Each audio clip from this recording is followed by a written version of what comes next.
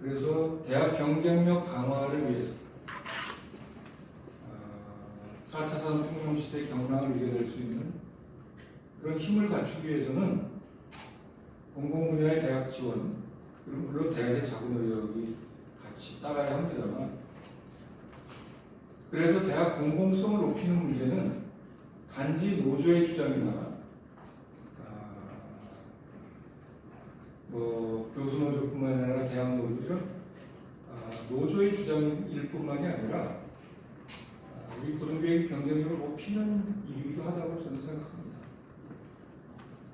그런 점에서 대학사회 내에서 깨어있는 세력으로서 우리 교수노조가 제 역할을 다해 주시기를 당부드리면서, 오늘 토론회가 코로나 시기에 대학이 어떻게 혁신하고 또 어떻게 공공성을 강화할 것인가 하는 그런 지표 역할을 좀 할 수 있는 의미 있는 토론회가 되기를 진심으로 바라겠습니다.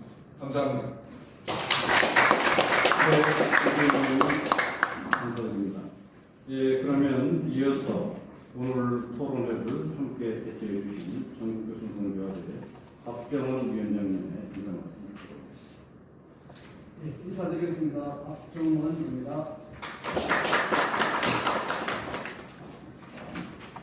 네, 오늘 토론회를 함께 해주시는 이기용 국회의원님께 감사의 인사를 드립니다. 이기용 의원님은 오랫동안 교육위원회에서 활동하시면서 우리나라의 교육 발전에 큰 기여를 해오신 분입니다. 앞으로도 한국의 교육 발전에 큰 기여 있을 것을 기대합니다. 아까 인상에서 말씀주셨듯이 요즘 교육재정 축소하겠다는 그런 음모가 있는 것 같은데 그게 근세에 있을 것을 바라지 않습니다.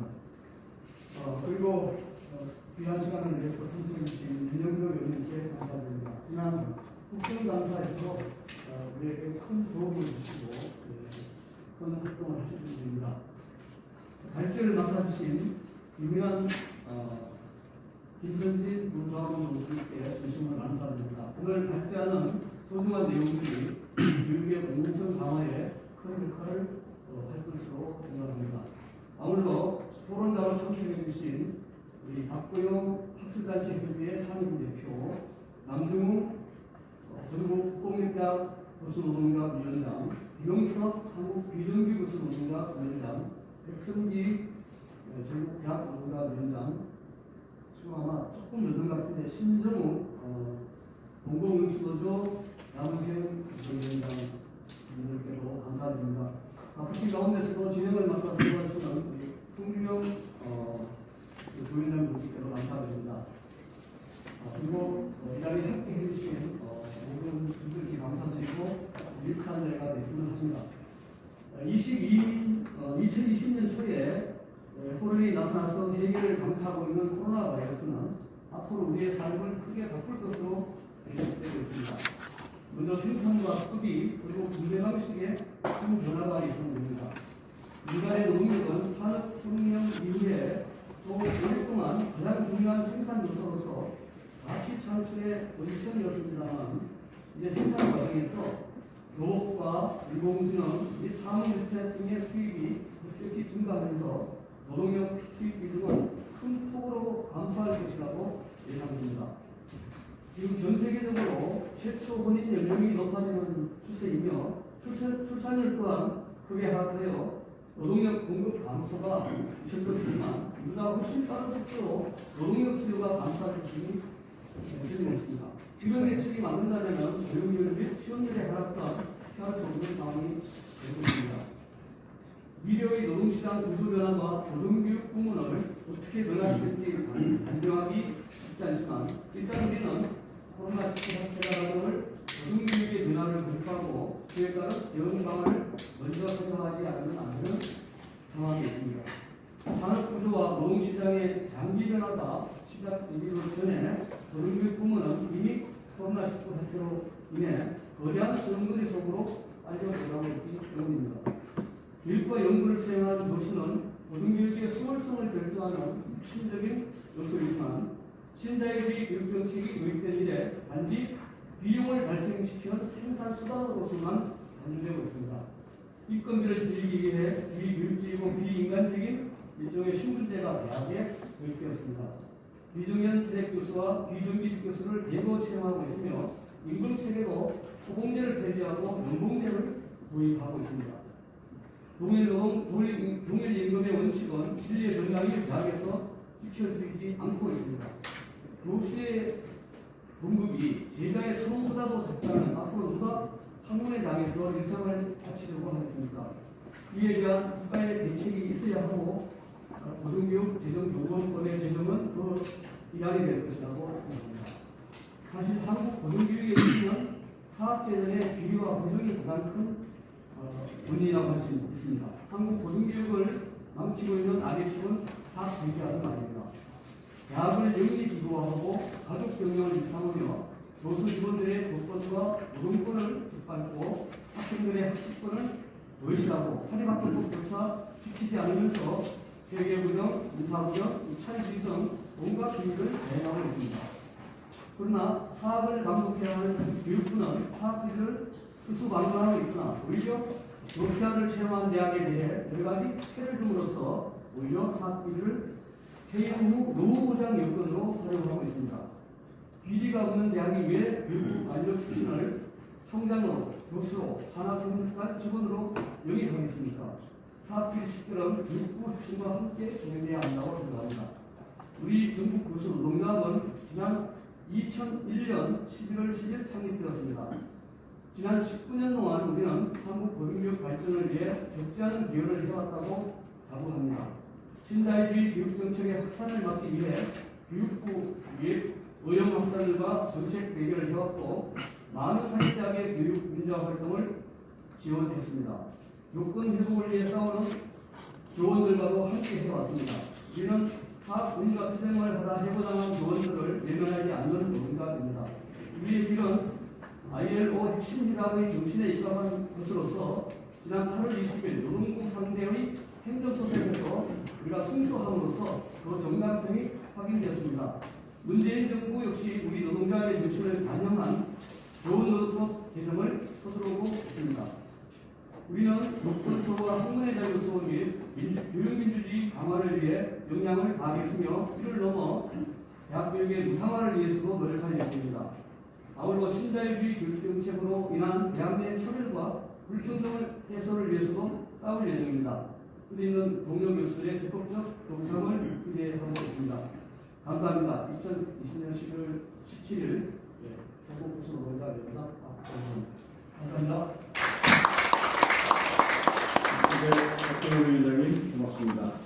그럼 이어서 이 자리를 인내주시기 위해서 함께해 주신 국회교육위원회 윤영덕 의원님의 수사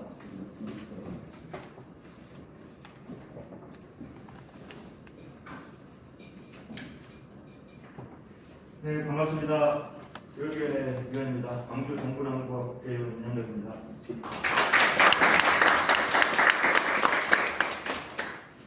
먼저 이렇게 귀한 자리 마련해 주신 이기용 위원장님, 박정원 전국 교수노조 위원님께 감사드립니다. 또 귀한 날짜 준비해 주신 김영환 교수님, 김현지 교수님 감사드립니다. 오늘 5개 단체가 함께하고 있는데 전국 국공립대학 교수노조, 학술단체 한국 비정규직 교수노조, 전국 대학노조, 그리고 대학원사회노조, 이 5개 단체가 한 자리에 모여서 이렇게 고등교육 공공성에 대해서 이야기를 한다고 하는 것. 역시 이 코로나19 위기 상황에서 대학교육의 공공성을 확보하는 문제가 얼마나 중요한 문제인지 하는 것을 논의하고 있다고 생각합니다. 유경 의원님께서 인사 말씀에서 위기 상황 속에서 우리가 가진 잠재력이 빛을 발하는지 모르겠다 이렇게 평가를 해주셨지만 또 한편으로 보면 코로나19라고 하는 이 위기 상황은 우리 교육이 가진 여러 가지 약한 고리가 드러나는 그런 계기이기도 했습니다. 이 강사법이 시행된 지 1년이 지났지만 대학 내 비정년 교수들, 비정규직 교수들에 대한 차별과 불평등 이거 어떻게 해소할 것인지, 그리고 코로나19 상황에서 사학을 그걸 어떻게 혁신할 것인지, 더 나아가서 고등교육의 질을 어떻게 높일 것인지 하는 그런 과제들이 여전히 선택되어 있습니다. 결국 오늘 이야기되는 그런 주제들은 서로 연결되어 있다고 생각합니다. 특히 이정년태 교수, 이정규 교수 추후 문제는 저도 북한에 여러 번 지적을 했고 후속 이행상 상황도 점검을 하고 있는데 실타래처럼 얽혀 있어서 풀기 어려울 것 같지만 정성을 다한다면 결국 문제의 해법을 찾아내고 문제를 해결해 나갈 수 있을 것이라고 생각합니다. 다들 말씀하신 것처럼 이제 코로나를 넘어서서 코로나와 함께하는 그런 시대를 준비해야 된다는 말씀을 하시는데 코로나와 함께하는 그런 시대에 우리 고등교육의 질을 어떻게 높일 수 있을 것인지 하는 문제들에 대해서 오늘 좋은 그런 토론을 계기로 해서 소중한 논의 결과들이 나왔으면 하는 바람이고 저도 국회에서 힘을 보태도록 하겠습니다. 감사합니다. 네, 김영호 의원님 고맙습니다. 네, 그럼 오늘 그 사전 행사로서 이 사람과 축사를 다 들었는데요.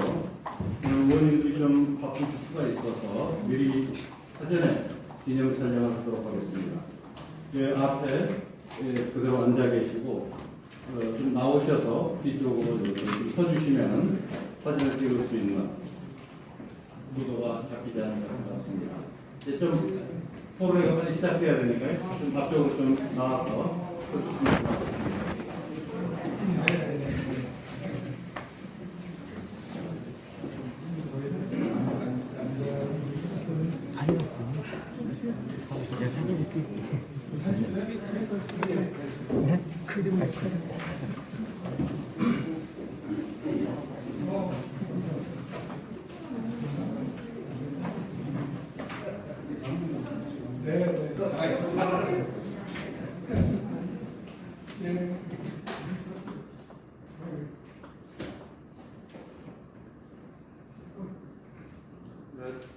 찍겠습니다.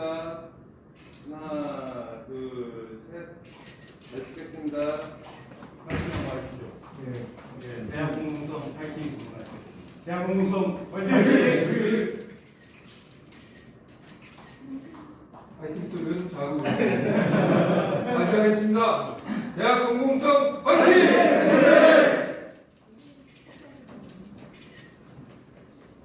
네, 네.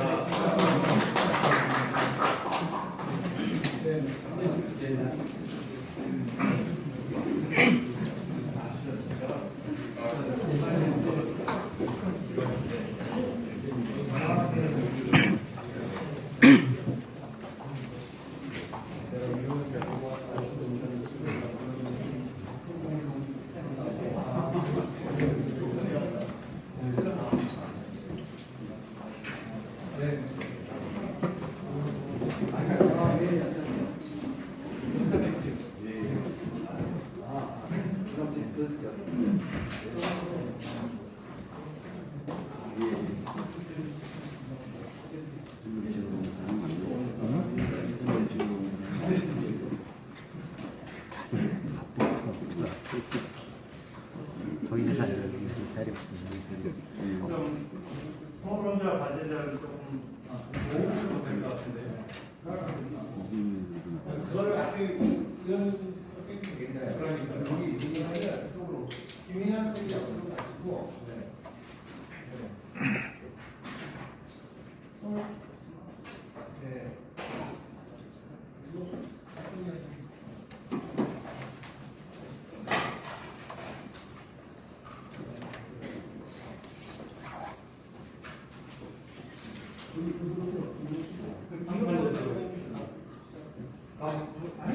아니, 남정우 위원장님 쪽으로 너무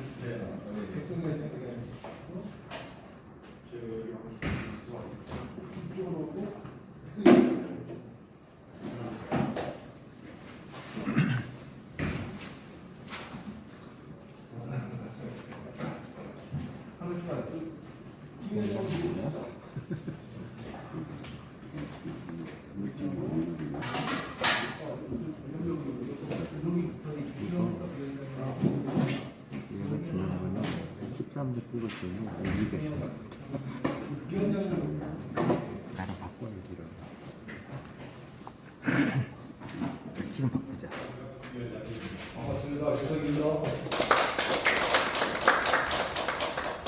신종욱 공공중학교 대학원생 노동조합 기부 지부장입니다.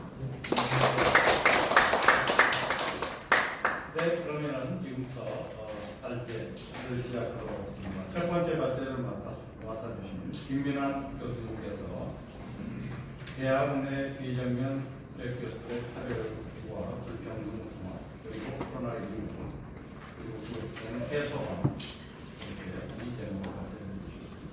한인대학교 사입니다. 한인대학교에서도 씁쓸하지만 제가 이제 현실을 공정하게 지시하는 그런 시간입니다. 김민환 교수님, 시간을 많이 드려서 15분 되겠습니다. 15분 전달 시간입니다. 학신대에서 일하고 있고요. 이 발표는 사실은 그 학신대 내부에서 그 교수노조 학신대 지회 주최로 비정형실의 교수분제를 약간 학신대 내부에서 응원하자라고 하는 취지에서 두 사람이 발표를 했고요. 그 두 사람 발표문을 약간 종합한 발표식입니다. 그래서 제 이름으로 발표를 하지만 두 명이 발표하니까 제 뒤에 최영호 선생님이 계신다라고 생각하고 들어주시면 될 것 같습니다. 일단 먼저 우리 학교 이야기하기 전에 전형교육문화가 어떻게 이루어졌는지에 대한 이야기를 좀 해야 될 것 같은데요. 그게 이제 제가 좀 리뷰를 했더니 99년과 2002년이 굉장히 중요한 시점이었던 것 같고요. 이제 2002년 같은 경우는 이제 기간임용제에서 계약임용제로 전환하게 되는 것이고, 그래서 기간임용제라고 하는 흔히 호봉제라고 이야기하는 상태입니다. 교수 4년, 교수 6년, 교수 10년 이렇게 임용 기간을 제가 변경을 드렸던 건데, 여기서 근무 기간뿐만 아니라 조건, 임금, 업적, 성과약 등등 계약 조건을 적용하는 제도까지 열리게 되는 거고, 이걸 제일 먼저 활용을 했던 곳이 연세대였던 연세대에서 비정형적 전교원이라고 하는 이름으로 처음으로 인정을 했고요. 그래서 이 말은 처음부터 재임용 기회, 임기, 연봉 등 최고 수준이 다른 전교원이다라고 하는 말을 핵심하는 표현으로 나왔던 것 같습니다. 가장 결정적이었던 건 이 비정형적 전교원을 교육인적 점 당시에 전교원 학부의 지표에 포함하는 것을 허용을 하게 됩니다. 여기에 허용이 되지 않았으면 아마 이런 형식의 전교원, 비정형적 교원은 제도적으로 분쇄됐을 가능성이 큰 거고요. 그래서 만약 이 문제를 해결하려고 마음먹으면 이 문제를 해결하면 됩니다. 비정형적 전교원은 전교원 학부율에 포함되지 않는다, 혹은 부분적으로만 포함한다. 이런 형태를 안 되고 엄청난 것이라는 생각이 들고요. 그리고 2014년에 전교원도 재임용시가 자격 대상입니다. 이 말은 무슨 말이냐면 3년 임용하고 자를 수 없게 되는 거예요. 그래서 비정형시대 전교원이 된다는 것은 무계약처럼 지속적으로 재계약이 가능해졌다는 이야기입니다. 이 판결도 굉장히 중요한 판결입니다. 그래서 그리고 이제 2015년에 우리가 쓰는 이제 대학 평가, 유주기 평가, 인류 평가할 때 이 보수 수준 이야기를 하면서 최소 액수를 정하게 되고, 그 액수가 이제 그 밑으로 들어가는 교원들에게 교원 학부율을 이렇게 제한하는 그런 형태로 하게 됐는데요.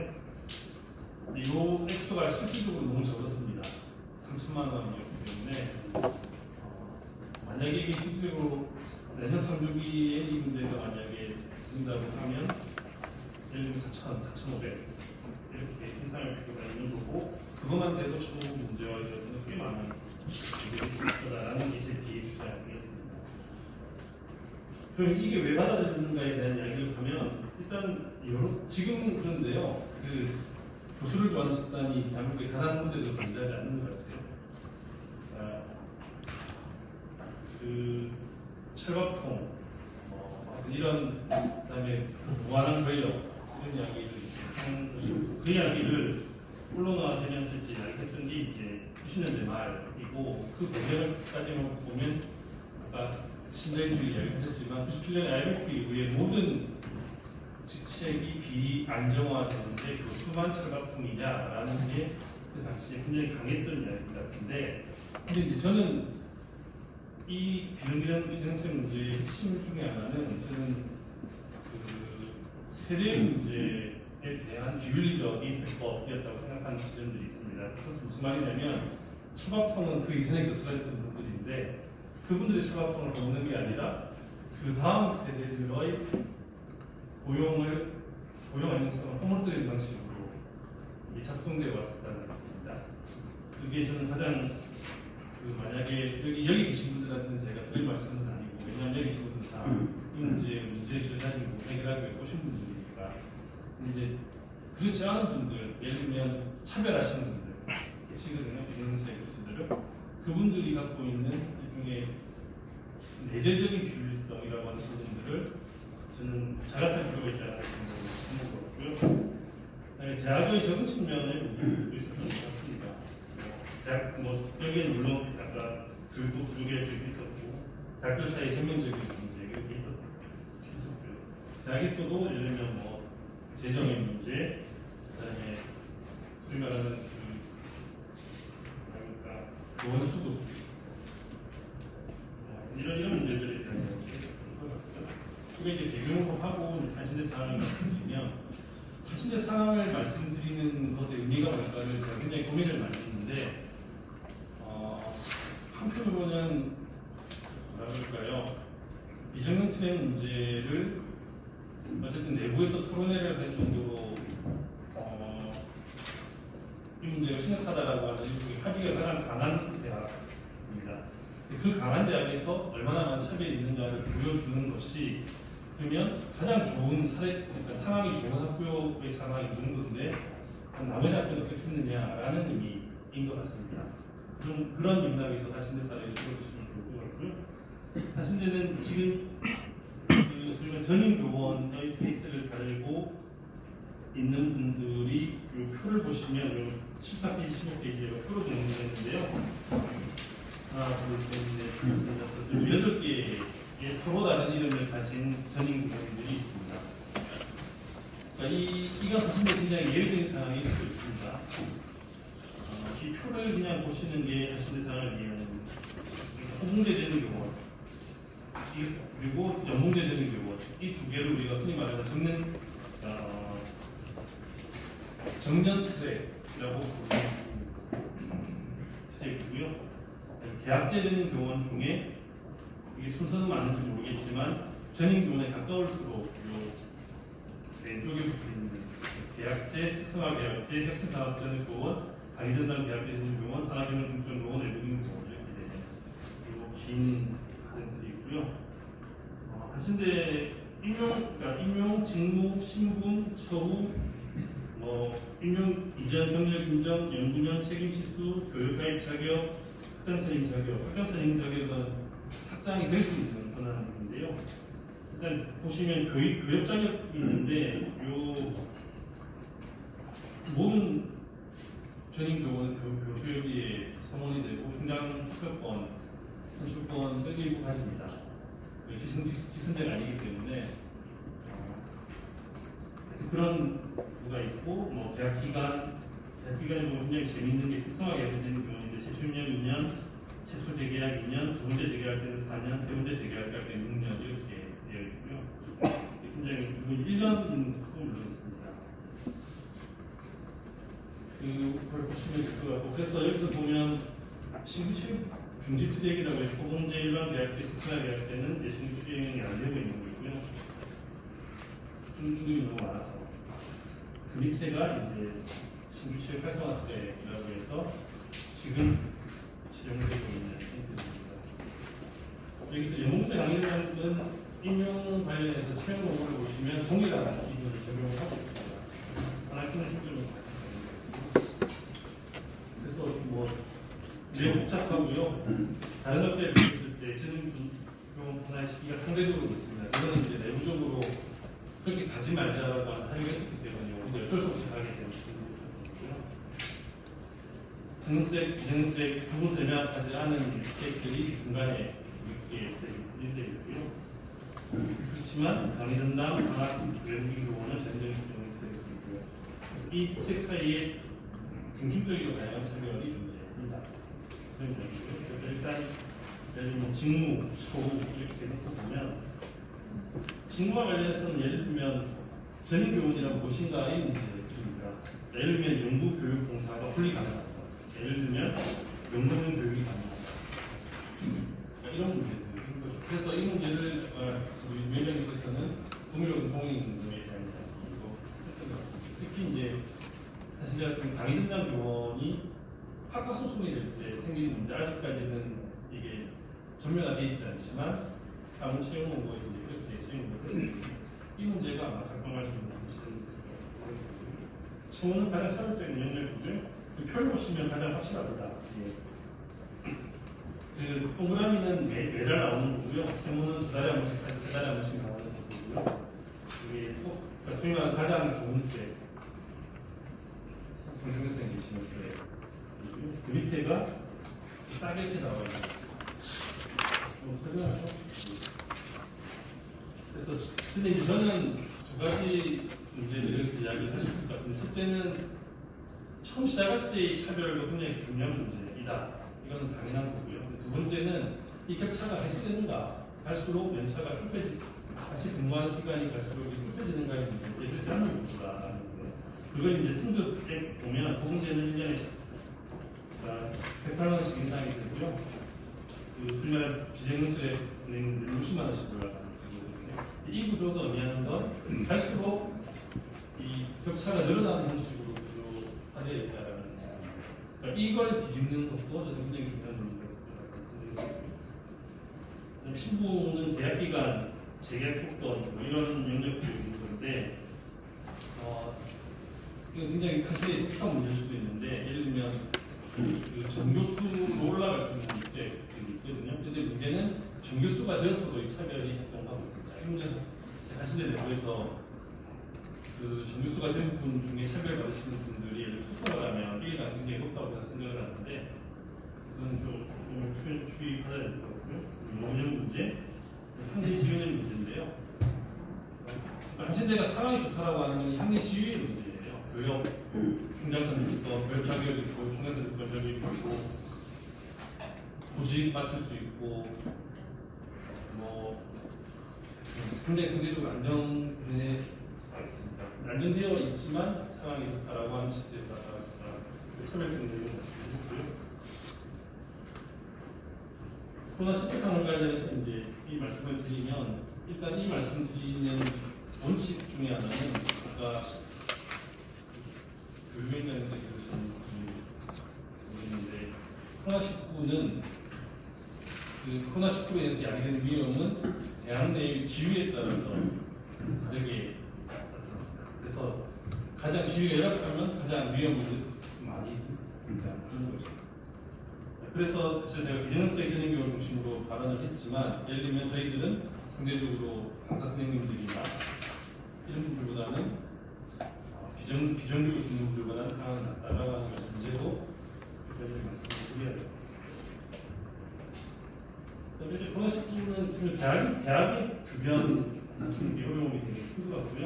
이제 사실 상권 같은 경우는 저는 학교에서 수업을 하는데 수업하는 이유가 이제 제 와이프도 온라인 수업을 해야 되고 제 딸은 온라인 수업을 들어야 되기 때문에 집에 있는 컴퓨터를 활용할 수 없는 거죠. 그래서 학교에 있는 수밖에 없는 상황이고 근데 저는 농실이기 때문에 학교에서 하기를 하는데 대학 주변 상황 완전히 망가지고 있는 거고요.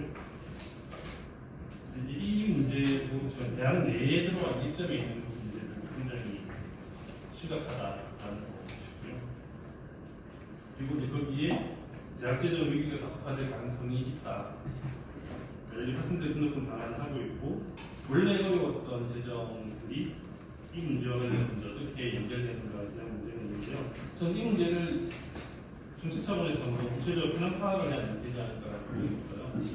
코로나19가 이야기한 대학의 재정이 어느 정도 실제로 의미가 있는가 편한 파악을 할 필요가 있을 것 같고 근데 만약에 대장제적 위기에 촉발되는 계기가 되었다면 그 위기는 어떻게 가냐면 지금까지 우리가 해왔던 방식대로 안정적인 지위에 가지신 분들보다는 안정적이지 않은 지위에 가지신 분들이 피해를 보는 형식으로 할 가능성이 굉장히 높다라고 합니다.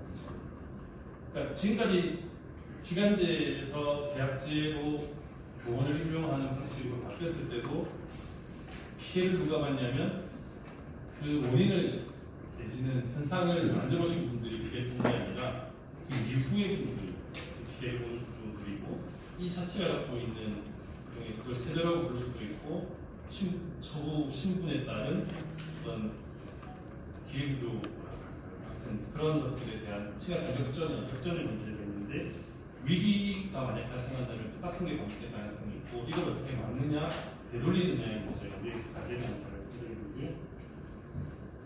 비정형 전염병 같은 경우는 비대면 강의를 위한 대응력의 차이, 요치보 및 신분의 차이 달라진다라고 하는 건데 예를 들면 강사 선생님들 연구실이 있고요. 예를 들면 2인 1실을 쓰시는 비정형 선생님들은 학교에서 수업하는 데 확실히 끌어오는 문제가 있습니다.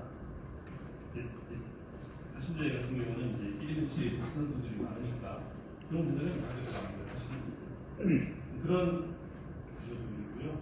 그 다음에 강의 평가 같은 경우는 굉장히 예외적인 문제인데요. 비정형 선생님들, 강의 전담 선생님들 같은 경우는 재임용의 문제가 강의 평가가 굉장히 밀접하게 연관이 되어 있습니다.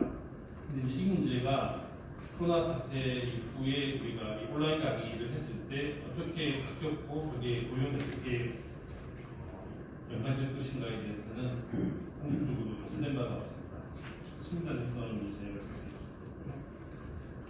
그 다음에 이제 이걸 덜 가셔야 수 있다고 하는 말은 상대적으로 선생님이나 다른 분들에 비해서 안정적이다라고 하는 측면에서 그런 문제가 있고요. 그 다음에 대학제적인 게 없었을 경우에 이제 재정 확보는 어려울 수 있다. 그다음에 낫지 않냐 이렇게 되죠. 그러니까 저는 이 낫지 않냐라고 하는 문제에 있어서도 아까 했지만 정년세대 주민들한테 낫지 않냐라고 할 때 뜻하지 않을 거예요. 그분들 인상, 임금 인상 안 되고 할 텐데 그분들이 가는 문제들은 그냥 상대적으로 적을 거다라는 문제이고요.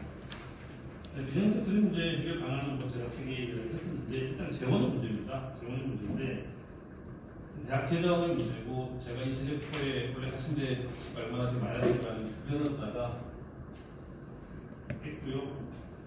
그 다음에 자신의 같은 경우는 아까 말했지만 보행금 교원이 정년퇴직으로 인해서 생기는 재원들이 있는데 이 재원을 가지고 내부에서 어떻게 쓸 거냐에 대한 엄청난 갈등들이 발생할 겁니다.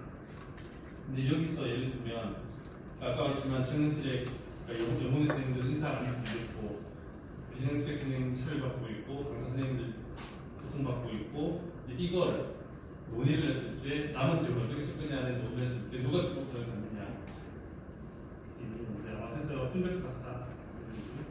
등록금 인상의 문제인데 대학 공공성의 영역에서는 사실 가장 안 좋은 방식이고요. 그래서 정부 해결이 외부 재원일 수밖에 없는 거고 그래서 이제 아까 우리 연장께서 고등교육에 대한 대전법에 대한 활동을 그다음에 이제 이 재원에 대한 그래서 이제 정부 역할이 굉장히 중요한데 그 아까 코로나 가지고 교육에 어떤 영향을 미쳤는가에 대한 고민을 하면 예를 들면 중고 초중고등 같은 경우는 컴퓨터를 한 대씩 줘야겠구나라든지 예를 들면 이런 고민들을 했던 거고 그 다음에 인원수 제한을 하게 되면서 생기는 본의 아니게 교사 학생 수 비율이 당연히 좀 줄어들고 그것까지는 교육 효과의 문제들이 있는 것처럼 전면적으로 이 코로나 사태를 공교육 공무선을 당하는 계기로 사고하고 대학 경쟁자들 없으면 이런 차원의 문제가 아니라 1인당 교수 수의 문제, 1인당 학생수의 문제, 그다음에 학생들에게 지원돼야 되는 교육의 어떤 인프라 이런 문제를 제고하는 어떤 계기로 생각하는 게 가장 필요한 거거든요.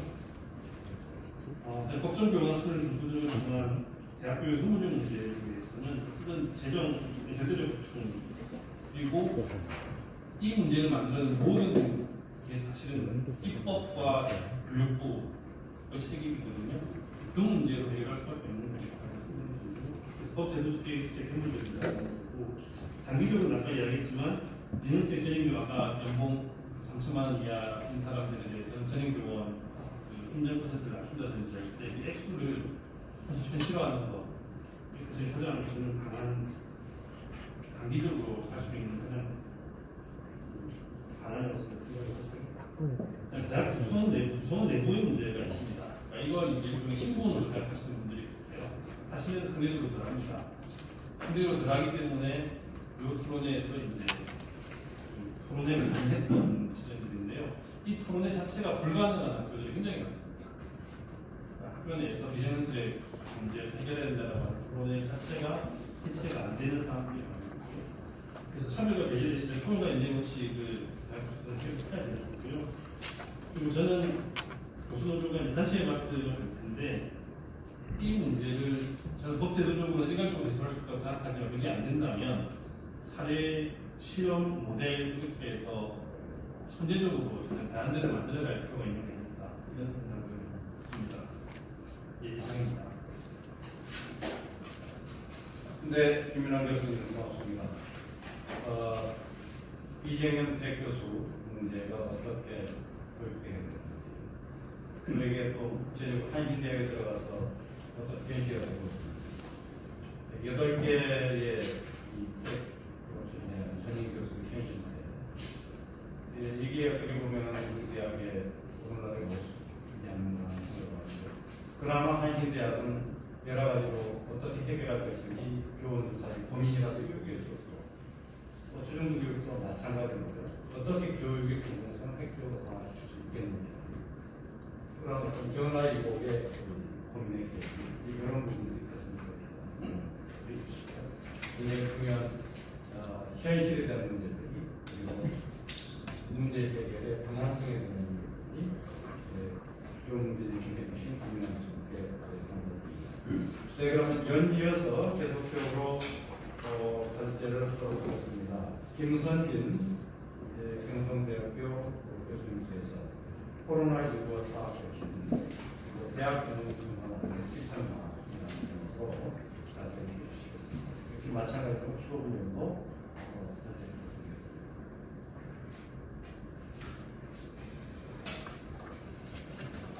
네, 소개받은 부산 경성대 김창진 교수입니다. 김민환 교수님께서는 비정규 교수 문제를 포함해서 매우 정상적인 대학의 사례를 보여주신 것 같습니다. 저는 오늘 비정규 교수뿐 아니라 교수 전체를 억압하고 탄압하는 이런 비정상적 교수 사회 대학의 문제를 이기시고 코로나19와 사학 핵심이라는 주제로 공공성 강화 방안을 한번 말씀드리고 있습니다.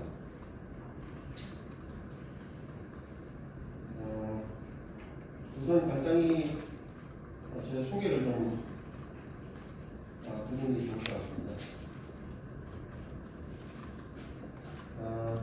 저는 현재 부산 경성대 교수 전국 교수노조 경성대 지회장을 맡고 있습니다.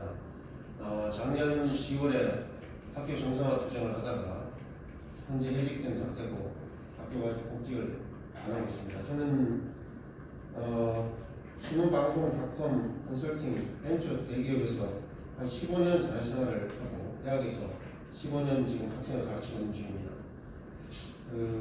경성대학교라고 하면 어떤 분들은 듣자마자 경상대학교라고 잘못 이해하시는 분들이 계신데 부산에 이름나는 영문 민주 대학이었습니다. 저희 대학은 지난 87년부터 이미 총장 직선제를 시행할 정도로 경내에서 민주적 대학으로 전통을 놓았습니다.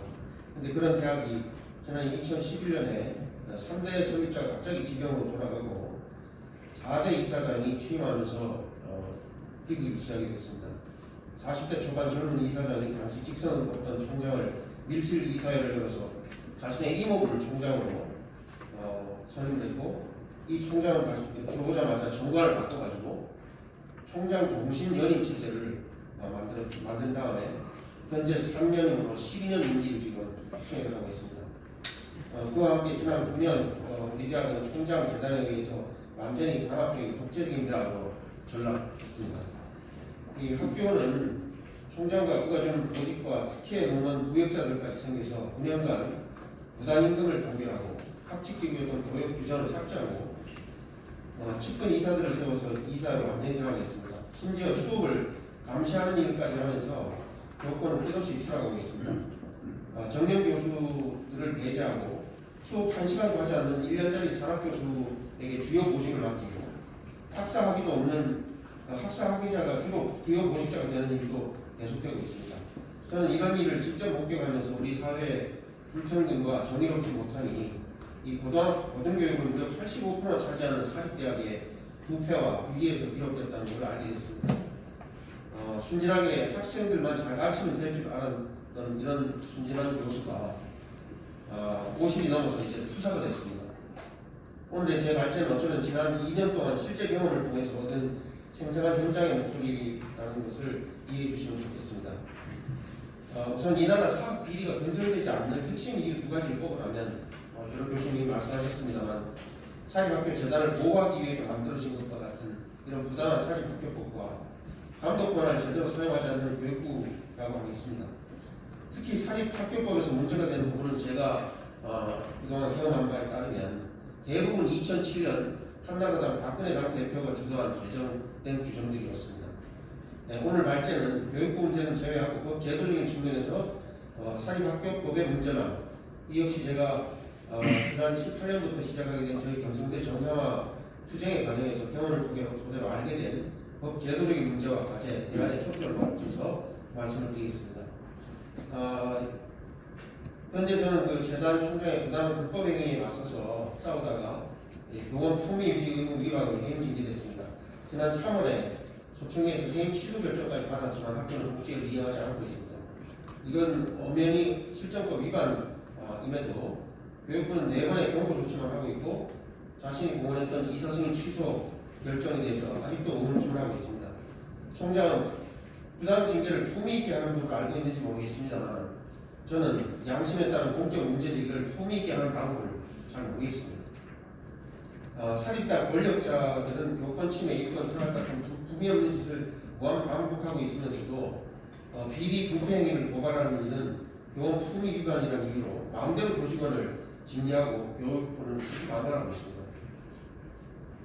작년 10월에 진행된 교육부 특정감사는 조사가 끝난 지가 지금 1년이 다 돼가는데도 처분 심의가 끝나지 않았다는 이유로 아직도 감사 결과를 발표하지 않고 있습니다.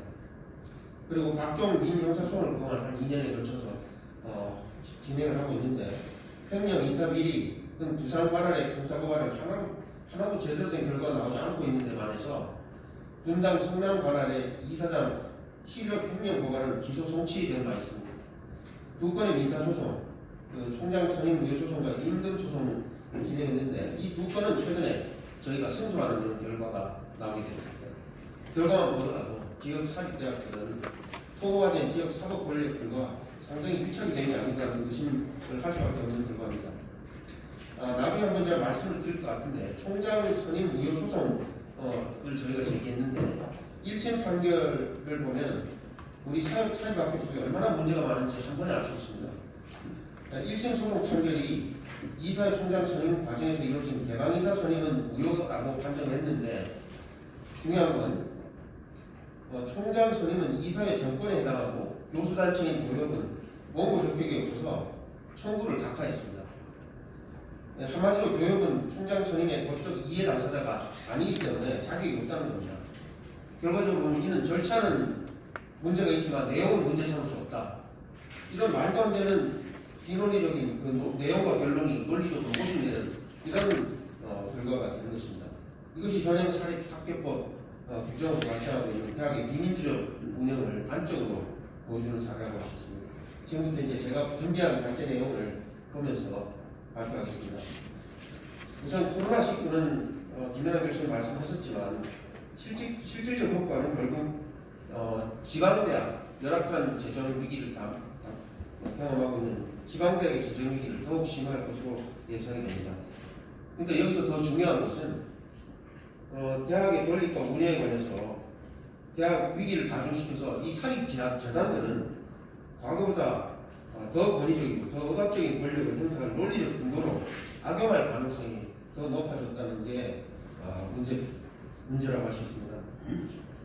한 가지 특이할 사항은 저희 경성대를 비롯해서 동안에 부산 지역에 또 대전의 대덕대 같은 대학들이 임금 삭감에 저항하는 이런 임금 소송을 최근에 제기한 바 있는데 저희 경성대와 대덕대는 최근에 취업규칙이 우리 변경으로 판단을 받아서 교직원의 승소가 이어지고 있습니다. 이런 사례를 보면 결국 사립재단들의 전형에 대해서 잠재하고 있던 구성원들의 불만이 폭발하는 계기가 돼서 대학 내에 특히 지방 사립대학들의 학내 분규가 증가할 가능성이 높을 것으로 예상이 됩니다. 2번은 시간 관계상 넘어가고요. 3번은 가겠습니다. 제가 생각하는 사립사학 혁신의 조건은 사실상 사학 혁신의 핵심은 대학을 누가 어떻게 민주적으로 운영하느냐의 지배구조의 문제라고 저는 생각합니다. 대학의 민주적 지배구조를 절차적으로뿐 아니라 내용적으로도 실체화할 수 있느냐에 따라서 대학 혁신이 가능할까 결정될 거라고 봅니다. 그동안 사립대학들은 헌법에 명시된 대학의 자율성을 왜곡해서 자본주의 사유재정 보호 개념으로 이걸 악용하고 있었습니다. 그런데 2013년 헌법재판소는 이미 이에 대해서 사학재단의 자율성보다 교육의 공공성이 더 상위에 있는 가치라고 판시한 바 있습니다.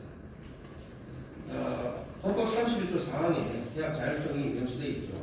이것은 대학의 자율성을 당위적으로 보장해야 한다는 그런 당위적 선언이라고 이해하면 좋을 거라고 생각이 되고요. 이 헌법이 보하는 헌법적 가치라는 점에서 이것은 교수, 직원, 학생 등 대학의 실체적 구성원들이 실질적으로 참여하고 민주적 의사결정이 보장되어야 한다는 그런 의미로 해석이 되어야 마땅하다고 생각합니다.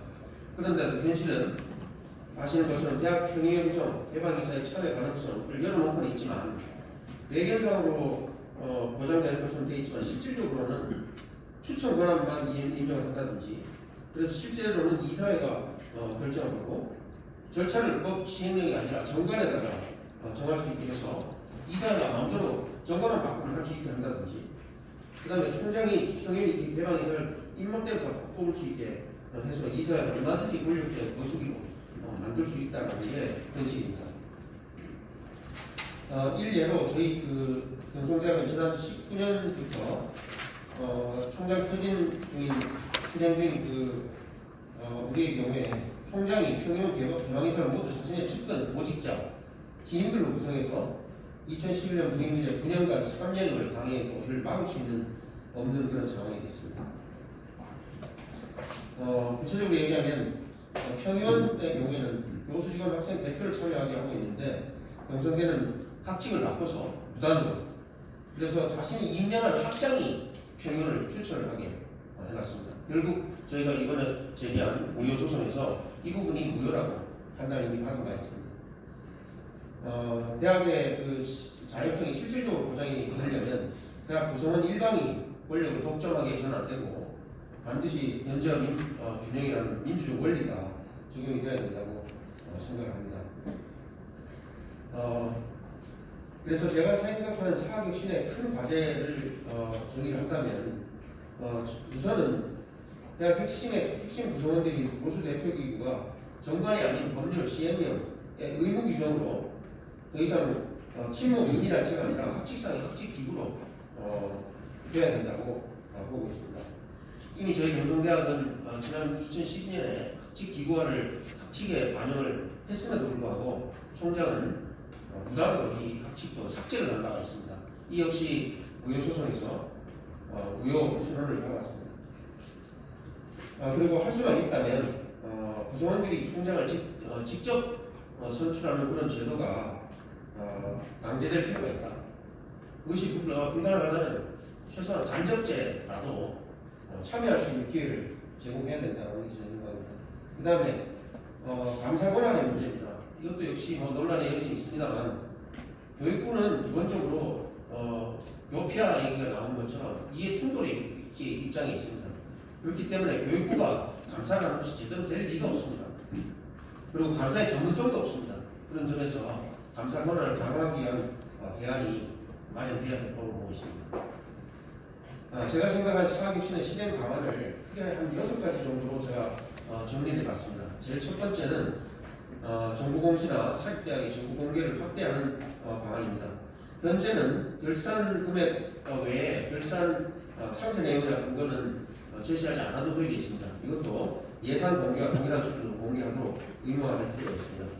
그 다음에 예결산 정보 공개 기간을 1년에서 5년으로 바꿔야 되고 비서의 회의록 공시도 5년으로 늘리고 또 정보공개 대상 학교 법인은 제외하고 있는데 학교 법인도 추가할 필요가 있습니다. 사학 회계 투명성 제거 문제는 너무나 중요합니다. 이것은 지난 박영진 의원이 유치원 회계비리 문제를 제기한 이후에 국가관리 회계 시스템 에듀파인을 의무적으로 도입하기 위해서 지금 해결하고 있는 것처럼 사립재단의 회계 문제도 국립대학 자본관리 시스템 코러스에 준하는 정도의 시스템을 의무적으로 적용을 하자면 해결이 될 거라고 보고 있습니다. 세 번째, 사학 비리에 대해서 무관용 원칙을 적용할 필요가 있다고 봅니다. 그동안 사립학교법에 따르면 부정 비리로 임원 취소를 당했거나 심지어 형사 처벌을 받았는데도 불구하고 몇 년이 지나면 다시 학교로 복귀할 수 있게 하고 있습니다. 이거는 반드시 바꿔야 되고 원스타일 아웃으로 교육이라는 그런 엄중한 책무를 사회적 책무를 맡고 있는 대학의 임원이 이런 죄를 저지르고 다시 돌아온다는 것은 정말 비상식적인 사회를 만드는 얘기라고 생각합니다. 무관용 원칙을 적용을 하면 좋겠습니다. 그 다음에 실질적으로 저희 대학 사례에서 보는 것처럼 2005년 개정에서 신설됐다가 2007년 재개정으로 삭제된 조항 중에 부정 비리를 방조한 임원의 강조 책임을 다시 묻을 수 있게 법을 개정할 필요가 있다고 봅니다. 사립대학 이사들은 사실상 재단 이사나 총장, 권력자들의 친인척을 지인 측근으로 구성되어 있어서 거수기 역할을 하고 있고 사실상 족벌 권력의 전횡을 방임하고 있습니다. 그걸 막기 위해서는 이들의 책임도 물을 수 있는 근거를 마련할 필요가 있습니다. 사학비리가 반복되고 전반적으로 말씀을 해주신 부분은 사학의 지배 구조입니다. 이 사회의 설정 지배 구조. 대학이라는 것 자체는 공공재고 공공선을 살려야 되는 기관이죠. 이걸 위해서 민주적 운영, 민주적 법원을 이걸 위해서 교수들 교육의 지키고 또 실질적인 교육부 감사가 아니라 대학 감사가 좀 더 투명하고 또 원칙적으로 실질적으로 감사 제도를 설계하는 그리고 사학협회 시행 방안을 8가지로 분류되어 있습니다. 정보 공시, 회계 투명성, 미리 무관용, 이런 부분 마찬가지지만 역시나 중요한 부분들은 내부가 정확한 문제의식과 문제 제기 중요합니다. 이것과 관련해서 진짜 중요한 부분은 아까도 좀 말씀하셨던 대학이 사적인 기회를 주어서 민주적 거버넌스에 의해서 통계가 주어지는 투명성과 민주주의가 보장하는 그런 문제 중요하다고 마지막에 몇 가지 문제를 주셨어요. 한 가지는 최근에 사립대학 공영화에 대해서 이 공영화적으로 자체가 많이 얘기 빠졌거든요. 그런데 이 부분이 잘못 풀었을 때는 너무 미시적으로 대학 문제에 대한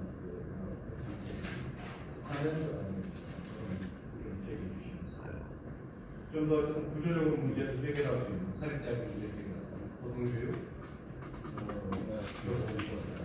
이런 부분이 또 하나는 지방대학이 팔로우를 못해야 하시는 지방대학 연합 지정 이 부분이 그러면 이런 부분들은 나중에 포럼 과정에서 좀 더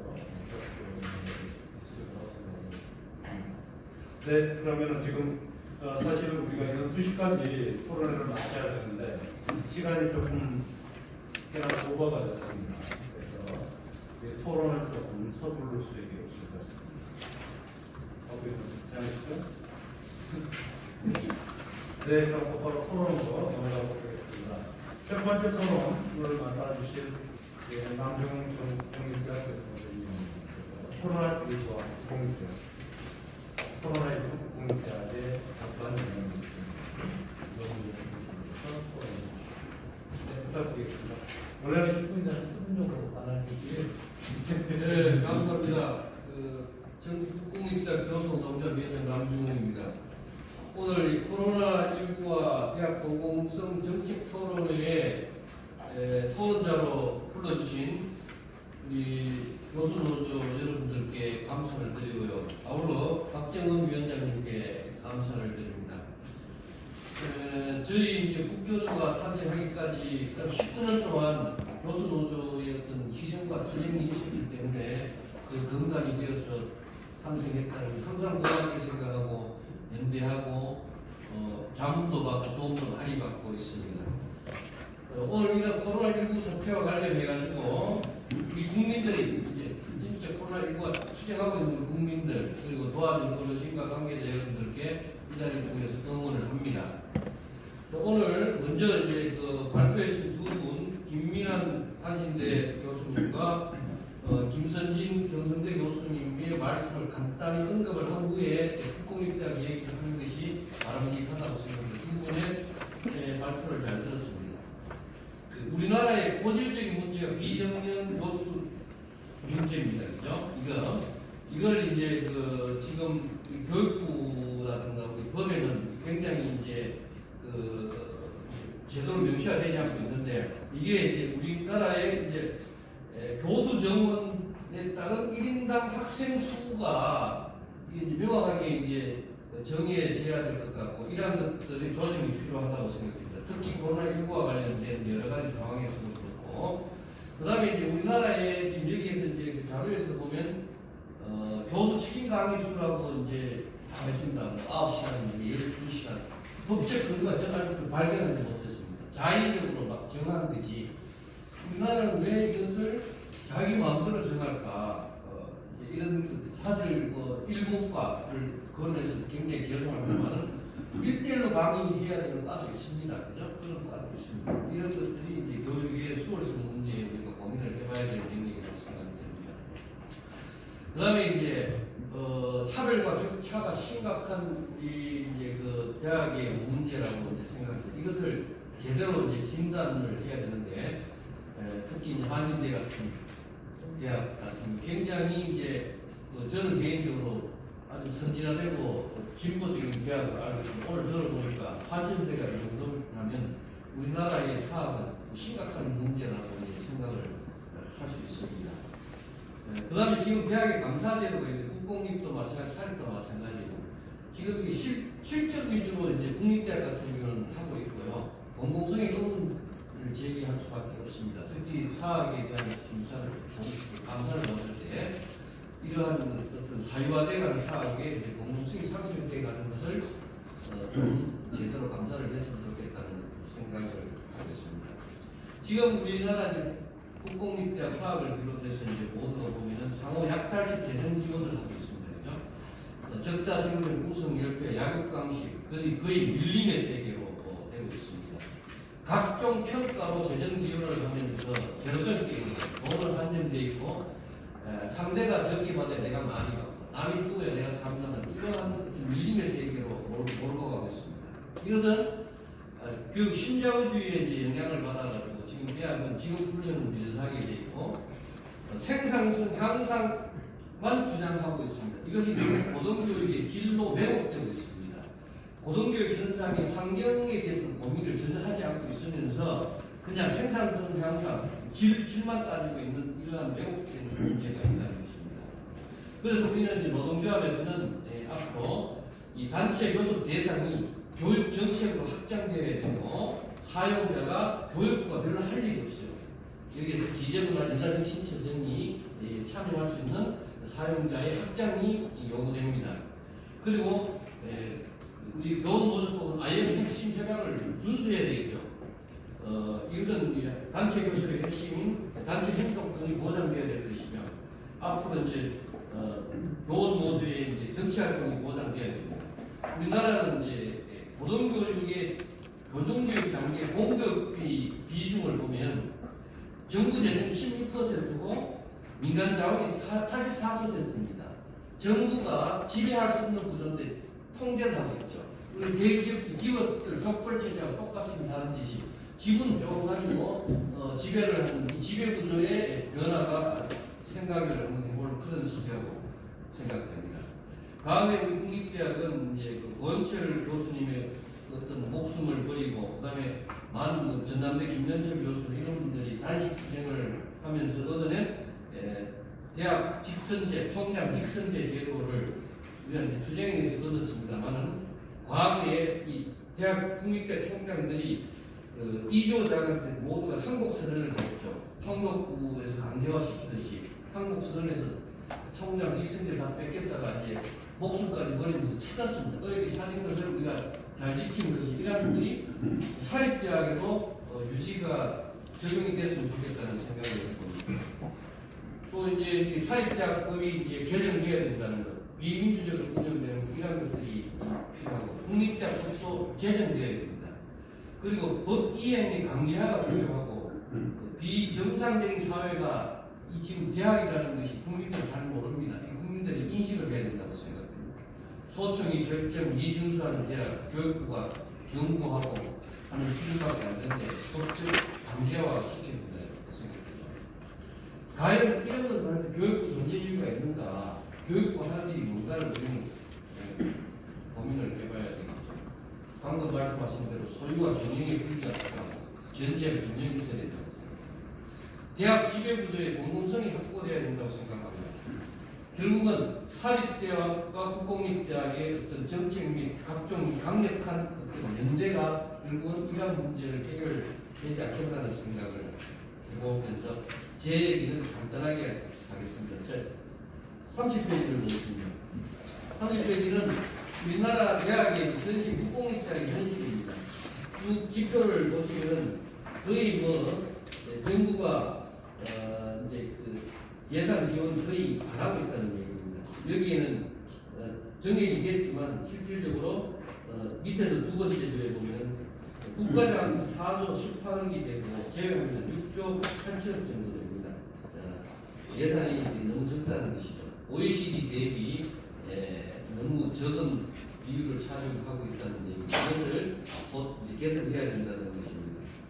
자, 이제 31페이지 중간 읽어보면 문재인 정부의 고등교육 개혁은 공공형 사립대학과 국립대 네트워크였는데 공영형 사립대가 이제 국가대학 운영비 50%를 책임지고 이사님이 50% 이상 공립 이사로 구성한다고 해가지고 사립대 재정비를 타게 공공성 확립하는 이게 잘 안 되고 있습니다. 그죠? 이런 것들이 이제 고민을 해봐야 되고 국립대 네트워크는 거점 국립대 중심으로 공동 입시, 공동 학위, 대학 수료를 파악하겠다는 건데 이것도 잘 안 되고 있는데 일단 여기에서 이제 해당 학교들 간에 논의가 잘 되지 않고 있고 그 의견 수렴도 잘 안 되고 있습니다. 공영형 사립대는 이제 연구 단계에 있다고 보고 2018년, 2019년 예산이 다 삭감되어 있고 지금 현재 상지대, 도시대, 평택대에 대한 시범 사업이 시작하는 걸로 알고 있습니다. 자, 그 다음에 이제 밑에서 두 번째 국립대 네트워크를 보면 국립대 일각에서 모여진 41개 국공립대 소통 및 공감대 형성은 전부입니다. 소통이 안 되고 있습니다. 일방적으로 있습니다. 이건 결국은 교육부와 국가교육위원회가 무기력하다는 것이죠. 하는 일이 별로 없습니다. 그 다음에 이제 다음 장을 넘어가겠습니다. 3번 국가균형발전과 국공립대 그리고 고등교육 공정성 강화입니다. 자, 이제 우리나라의 GDP 대비 고등교육 단계 공교육비는 정부 부담률 1%가 돼야 되겠죠. 이런 것들이 이제 국가 장학금을 제외하고 최소한 1% 이상은 돼야 되겠다는 생각을 합니다. 그 다음에 우리 사회는 교육을 중심으로 움직이는 과학이 아닌 게 수도권 중심으로 집중된 대학은 국가 균형 발전에 대한 큰 요인이 하나라고 얘기합니다. 지금 부동산 문제부터 해서 이게 다 얽히고 설켜 있습니다. 학령기 인구 감소는 앞으로 이러한 것을 더 심화시킬 수 있습니다. 제가 주장하고 싶은 내용 중 하나가 학부와 수험생이 지방대를 선호하고 인수를 깊이 하는 세상은 과연 올까? 이거를 고민해야 되지 않겠나? 이것만 해소되면 우리나라의 수도권 빅지방 문제, 지방 문과한 문제 다 해결되지 않겠다는 생각이 듭니다. 자, 코로나19로 현재의 변화시킨 국공립대학의 질서, 체제, 제도, 정책 등의 구조를 바꾸고 이를 통한 공교육 공공성 강화와 국가 균형 발전에 대한 적기라고 할 수 있습니다. 질서라는 것은 우리가 보편적 가치죠. 일반상 누구를 잡아도 누구가 다 옳다는 것을 문재인 정부에서 이 문재인 정부 체제에서 잘 제도를 만들어서 우리가 피부에 와닿는 정책이 일어나야 된다고 생각하는데 잘 안 되고 있습니다. 33쪽을 보겠습니다. 두 번째, 국립대 네트워크 한때 국립대 연합대학 체계가 거론된 적이 있습니다. 여기서 정부는 국립대 공공성 경쟁력 강화를 위해서는 현재 국공립대 중복 구조와 동일성에 대한 갈등 구조 논의가 진행돼 지금 뭐 대학이라면 거의 다 동일성과 중복성이 있는데 과가 겹치고 뭐 교수의 전공들이 겹칩니다. 여기에 대한 논의가 전혀 갈등과 부치기입니다. 그 다음에 몇몇 소수 특성화 대학을 제외하고는 지역 거점 국립대학과 지역 중심 국립대학 중복된 학과가 대부분이고 여기서 이제 서로 이학 투산을 요구하는데 굉장히 갈등이 문제가 되고 있습니다. 그 다음에 밑에는 한 예입니다. 예를 들었는데 이것 또한 공감대 형성에 성향이 돼야 된다는 것이고 국립대학은 예술 또는 기초학문 보호학 등을 지켜나가야 하는 것이 중요한 책무입니다. 지금 현재 향후 약 80 재정 지원 사업은 보호학문들의 어떤 참여를 가지고 있습니다. 지금 특히 한 실제적인 예를 들어서 국립대학 인문학이라는 문사처는 거의 없어져 가죠. 없습니다. 우리나라 국민은 문학도 없고 철학도 없고 역사도 없는 그런 고등교육 체계가 되지 않겠다는 걱정이 됩니다. 제가 주장하고 싶은 건 누구에게나 고등교육의 기회가 주어진 국공립대학이 추구돼야 된다고 생각됩니다. 21대 국회에서 국립대학 법이 제정됐으면 좋겠고요. 지방대학을 살려야 분권이 일어나고 균형이 되고 지방이 살아나는 것입니다. 이것을 왜 못하고 안 하는지 능력이 없어서 못하는지 실력이 없어서 못하는지 모르겠습니다. 대학은 사회적 합의를 통하여 공공성을 추구해야 됩니다. 국가교육계는 조속히 출범시켜야 되겠죠. 보편적 가치의 근간을 둔 국가교육위원회가 출범되어서 고등교육 현상 구조를 제대로 체계화시켜 이 구조라는 것은 전자에 말씀드렸습니다. 질서, 체제, 제도, 정책이 근간을 둔 그러한 구조가 형성되어야 된다고 생각합니다. 시간이 없어서 너무 빠르게 말씀드렸습니다. 네, 이것으로 마치겠습니다. 감사합니다. 네, 고맙습니다. 그때요, 따로 요약을 주지 않겠습니다. 중명국 감소한 상황에서 국가 균형 발전을 위해서 공익대가 어떤 역할을 할 수 있는 그걸 위한 질서, 체제, 제도, 정책이 획기적으로 개헌해야 되겠습니다. 이 부분도 어떤 포럼의 가장 핵심적인 방송이 아닌가 싶습니다. 네, 그럼 시간이 없기 때문에 바로 박보영 석관을 교수님의 포럼으로 정확히 7분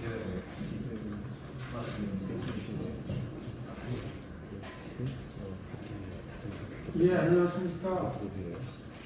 박보영입니다. 저는 진짜 또 5분 안에 하려고 하는데 되지 모르겠어요.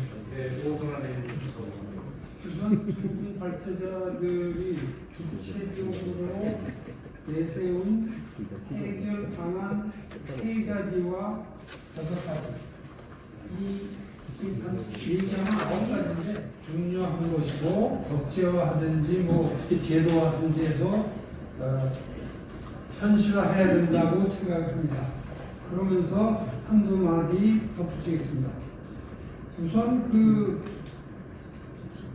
교수 신분이 분화되고 세분화됐다는 얘기가 굉장히 많이 나오고 있고 이것은 근데 전에 강사 제도가 분화되면서 한 10년 전부터 있었던 일인데 제가 한 10년 전에 조사했을 때도 전국적으로 보면 교수 명칭이 36가지였어요.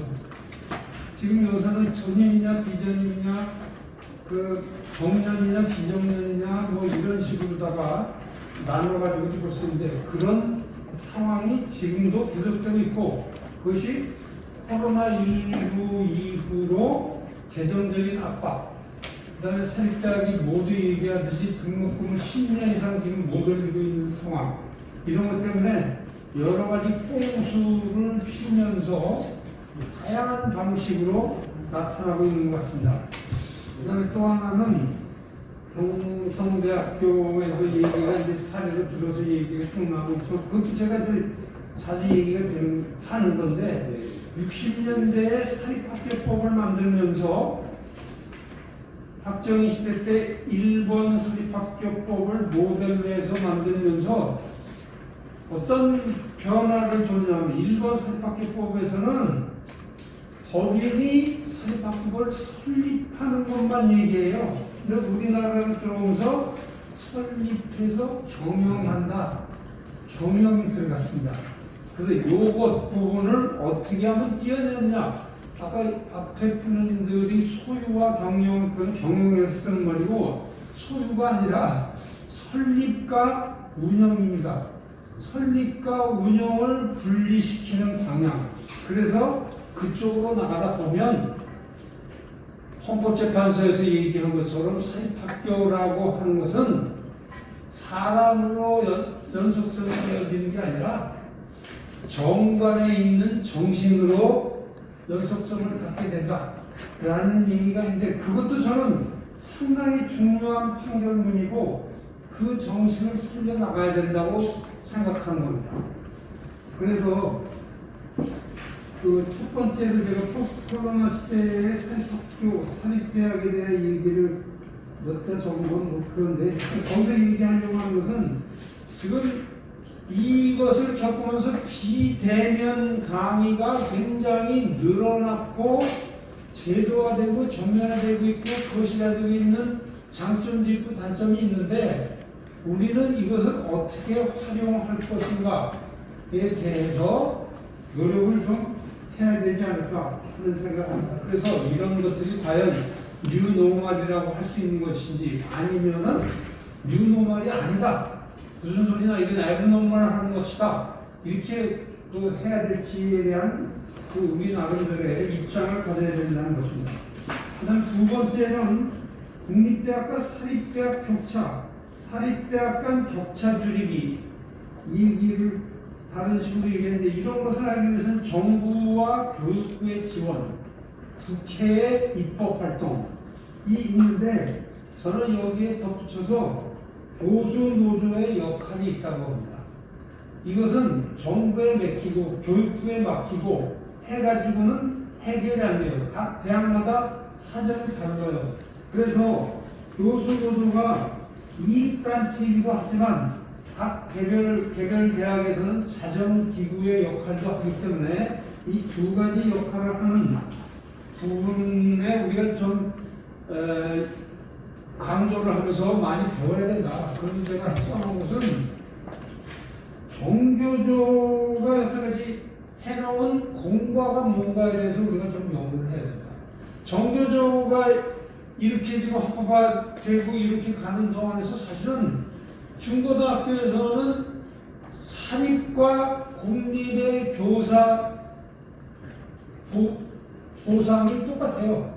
연봉이 똑같아요. 그게 어떻게 해서 이루어지는 것일까? 생각을 좀 해봐야 된다. 지금 우리나라는 국립대끼리도 조금 차이가 있지만 사립대끼리는 엄청난 연봉 차이가 있고 보상 차이가 뭐 말할 것도 없지 않습니까? 그런 부분들을 봐서 우리가 정교조가 한 일에서 배운 것이 뭐며 수정해야 될 것은 무엇인가 이런 것들에 대한 연구가 있어야지만 우리나라 대학의 공공성 뭐 이런 얘기들을 할 수 있지 않을까 생각합니다. 그 다음에 이제 마지막으로 얘기하려고 하는 건 이런 코로나 뭐가 왔다고 하더라도 제일 중요한 것은 고등교육의 질을 높이는 게 제일 중요합니다. 무슨 사태가 벌어지더라도 세계적으로 국제적으로 최고의 그 교육의 질을 높이는 쪽으로 가야 되는데 앞에서 그 이 얘기들이 계속 나오는 것처럼 교수 학부율 지금 우리나라 72~73%뿐이 안 됩니다. 근데 제가 보기에 그것도 외국인 학생들이 와서 연수하고 이런 것들을 빼면은 더 떨어질 거예요. 60%, 68% 이 정도 될 것 같은데 매일 이 교수 학부율 올리지 않으면서 무슨 교육의 질이 좋아지겠습니까? 네? 그래서 이런 문제에 대해서 우리가 확실한 자세를 갖고 단합해서 그 문제를 풀어나가는 쪽으로 가지 않으면 안 된다. 지금 사실은요, 대학교가 중등보다도 못한 교육을 하고 있어요. 교육의 질이. 지금 중등 학교 한 반에 몇 명입니까? 대학교에 지금 강의에 한 반에 몇 명씩이 들어가요. 이런 부분들을 생각을 하면 엄청난 차이가 있다고 보입니다. 그래서 이런 부분, 제가 말씀드린 이 고등교육의 질이라고 하는 것은 다른 것보다도 중요하다. 뭐 엊그저께인가 지금 교육 재정이 교육위 안에서는 일단 통과가 된 모양인데 얼마나 고등교육에는 배당이 되든지 중등교육하고 비교하면 어떻게 되는지 우리가 막 아우들 재정을 뺏어먹자는 얘기가 아니라 키우는데 고등교육에 대한 재정이 너무 형편없다. 이런 부분들에 우리가 그 초점을 맞춰서 단체 행동을 좀 하지 않으면 바뀌기 힘들다. 라는 얘기입니다. 여기까지 하겠습니다. 네, 고맙습니다. 뒤에 두 가지 정도 해줄 말씀이 있는데 제가 그 눈치로 아빠들을 이런 말씀을 해주셨는데 포스트 코로나라는 게 뉴노멀이라는 것이죠. 그러죠? 네, 특히나 국립대학, 사립대학 격차, 사립대학 간 격차가 있으신데 교수모델이 정부 역할도 굉장히 중요한 그런 역할을 연결자고 있습니다. 교수모델 분야에만 좀 분발을 해야 될 것 같습니다. 연결자와 파워를 발휘하려면 교수모델 규모 굉장히 클리어야 되는 거고 교수모델의 단계력과 전략 새로운 점을 해야 되는 새로운 대학에서 강력한 수행할 수 있습니다. 그런 생각이 듭니다. 네, 박정은 대표님 고맙습니다. 박구경 대표님 고맙습니다. 제가 박정은 교수님보다 얘기하다 보니까 계속 이어서 토론하도록 하겠습니다. 김용석 한국교장교육교수모델위원장님 부탁드리겠습니다. 7분 정도 부탁드리겠습니다. 네.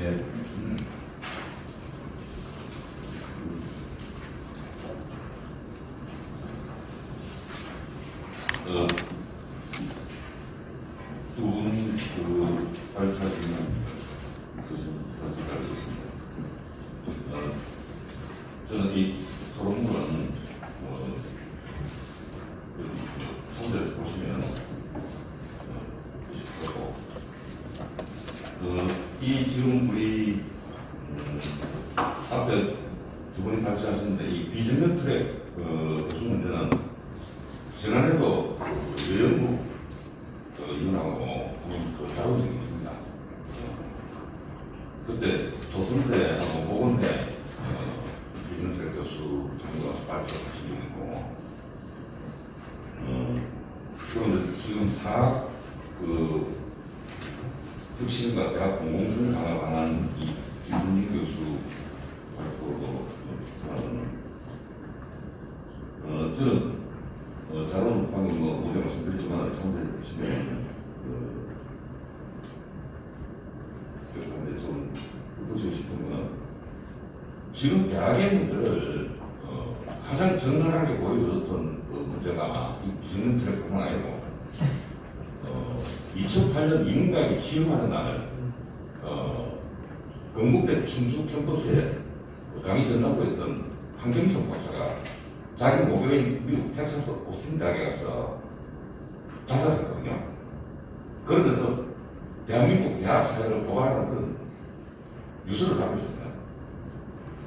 그때가 저희들 국회 앞에, 국민은행 앞에 청구하시고 농성을 하는 그 시기였거든요. 근데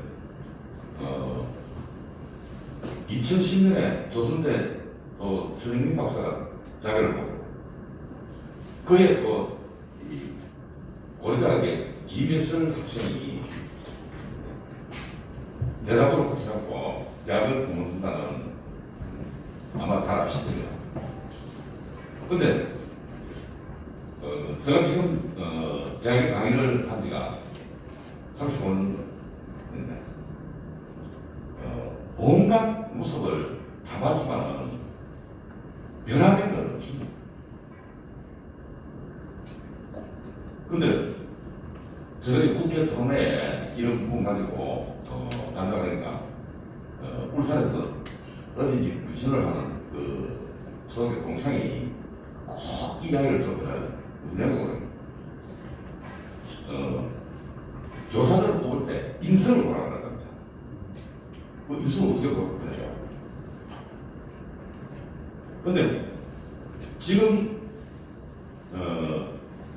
이 고등교육뿐만 아니고 사학이나 이 대학에 대한 실패를 고발하고 대안을 제시하고 했지만은 제가 볼 때 변화된 건 없고 지금 가장 많이 사용되고 있는 용어는 위기입니다. 위기. 근데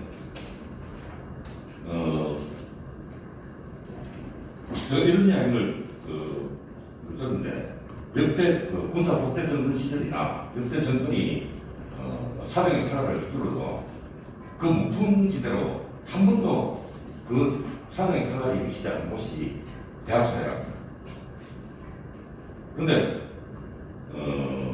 아까 지금 우리 남정 위원장님이 국뽕님 때 뭐 등등 말씀하시고 또 사학에 이야기하시지만 교육부의 그런 어떤 여러 가지 대학 통제 방식에 대해서 물론 여러 가지 이제 장을 또 교수님께서 하고 있지만 국공립대학의 통감이 상공적인 통감 아닙니까? 근데 그 통감을 제어할 수 있는 사람이 국공립대학에 보니까 없더라고요. 통감 한마디 하니까 직원들이 전부 다 고기 납습니다. 대체 왜 저런가? 그리고 지금 사립대학 이야기를 하시고 했지만은 사립은 어느 정도 이 기반이 닦이지 않는 그런 대학들은 가족 기업으로 이 경영을 하기 때문에 아무리 교육부에 무슨 어떤 통제 그게 미치지 못하더라고요.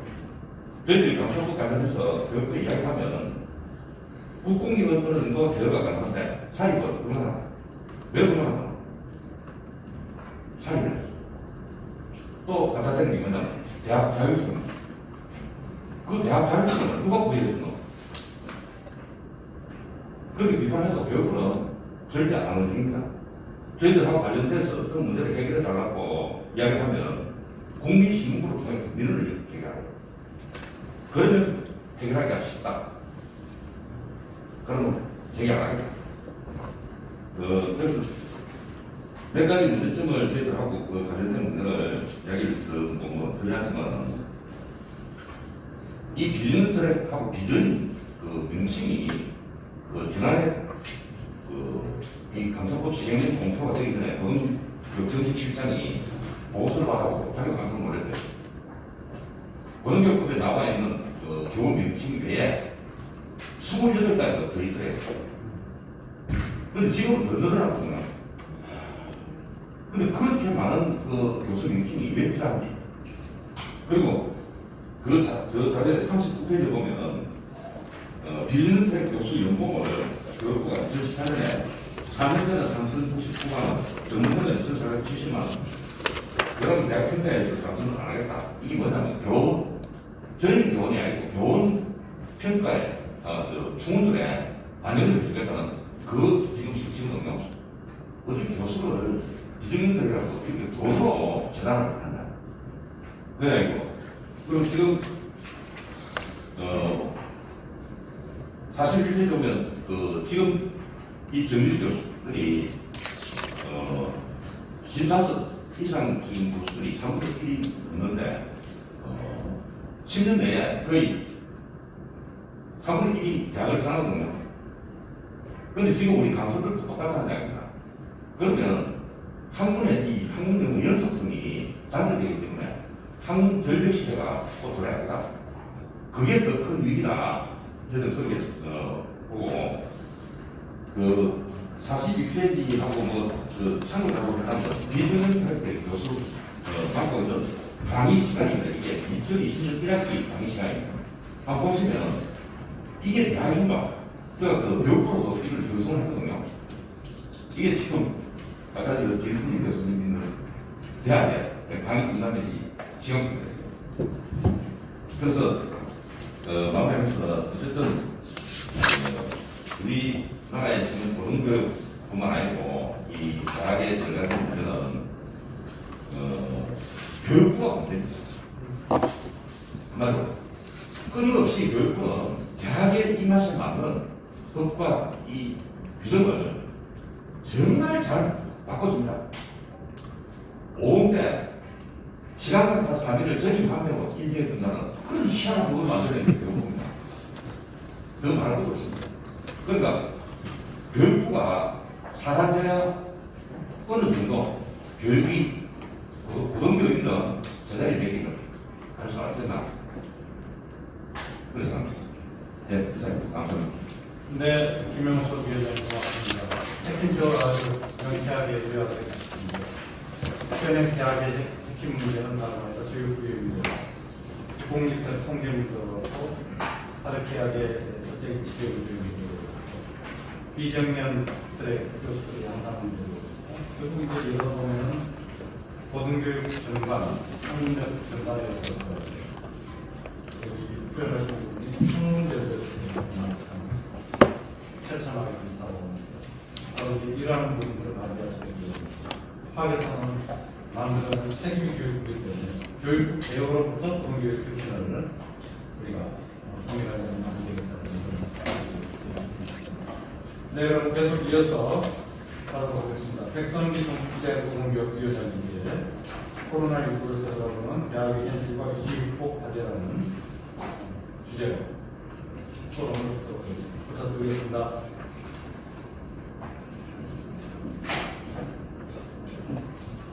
네, 반갑습니다. 대학노위원장 백선기입니다.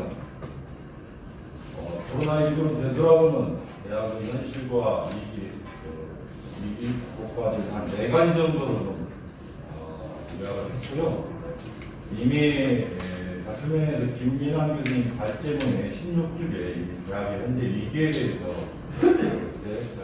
하실 때 한 분명들이 계셨기에 저는 좀 요약해서 간단히 말씀을 드리고자 합니다.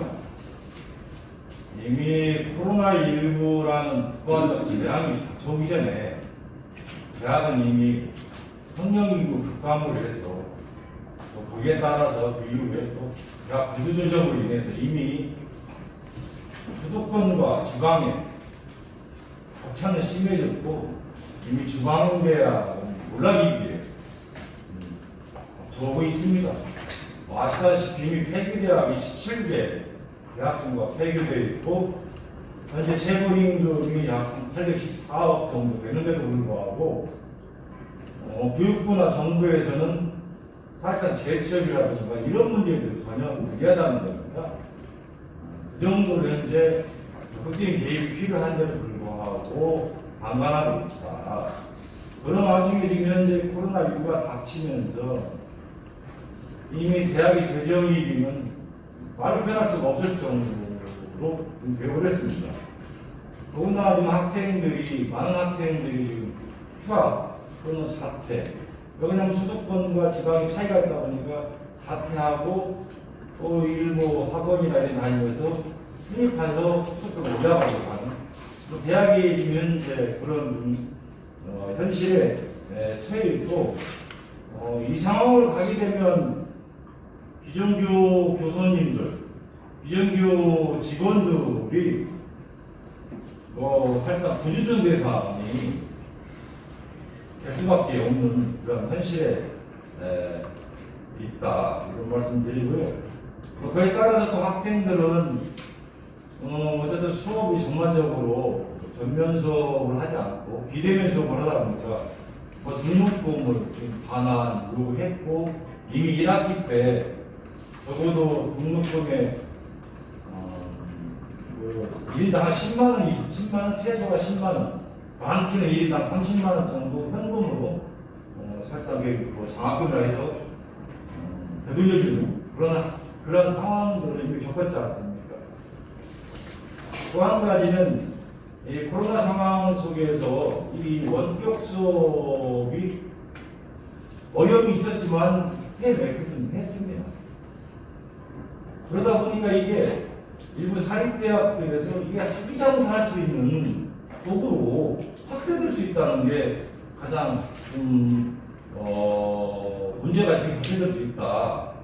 그런 좀 걱정이 좀 들긴 하는데 지금 학생들이 과도한 등록금으로 수업을 받고 있는데 과연 원격 수업을 해서 질 낮은 교육을 하고자 할까 그런 좀 염려들이 있기 때문에 사실상은 올 초에 몇몇 사립대학 사춘기부에 관련된 통장들이 원격 수업 확대 하자 해서 교육부하고 뭘 좀 딜을 했는지는 모르지만 그런 부분이 좀 있었습니다. 언론에서도 나오긴 했는데 자세한 진입 파악을 저희들이 못 했는데 그런 부분이 있었고요.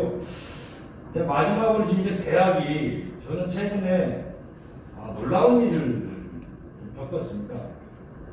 고등교육재정교본법 제정 촉구하면 저는 이제 공립대에 현재 근무하고 몇 년 전만 해도 공립대학교 교수회장님 그 말씀 드리면 사립대학교 재정을 더 확대해서 사립대학교 좋아지게 하는 거 아니야? 이렇게 좀 말씀을 하셨고 사실상 제가 이런 주장을 했을 때 적극적이지 않았는데 최근에 국공립대학교 기획재정협의회에서 고등교육재정보호법이 필요하다.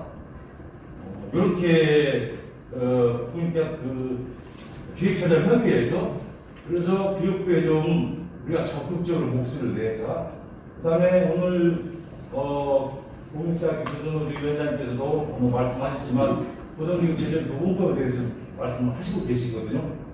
이제 이 고등교육교부법 그 부분이 사립과 공립의 부분이 없다.